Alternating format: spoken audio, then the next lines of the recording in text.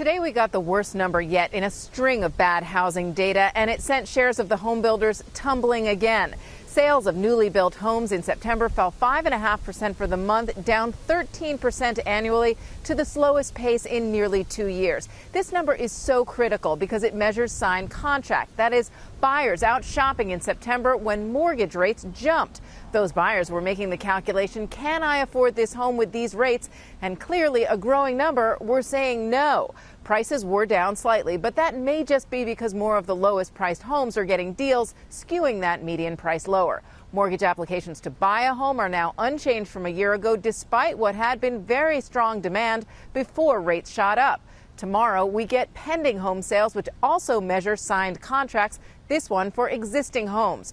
Watch for that right here on CNBC at 10 a.m. Eastern Time. Back to you. All right, CNBC's Diana Olick for us tonight. So what should we make of the U.S. consumer? Is it strong? Is housing, are autos, are they good indicators of where the U.S. consumer is actually at right now? Well, they used to really be good indicators, but I mean, obviously things are different post the housing crisis. It's interesting to look at a high end like a Toll, right? They had put up good numbers. That stock annihilated. You look at the low end, a D.R. Horton, an entry level.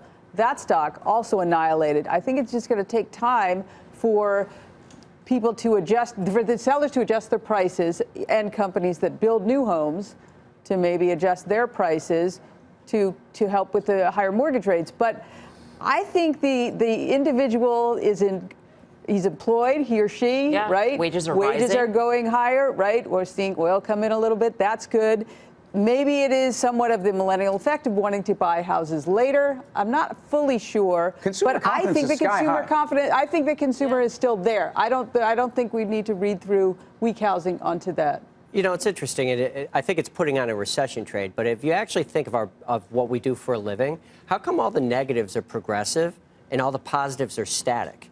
Millennials are making more money. People are making more money. Incomes are going up. So what I'm looking for is when rates start coming down because of the defensive move in rates recently, if that might kickstart a little bit of activity. And it does, maybe it isn't an economic statement. Maybe it's an economic fear. I just think you're testing how interest rate sensitive parts of the economy are after a very long time when you had people anchored on very low rates.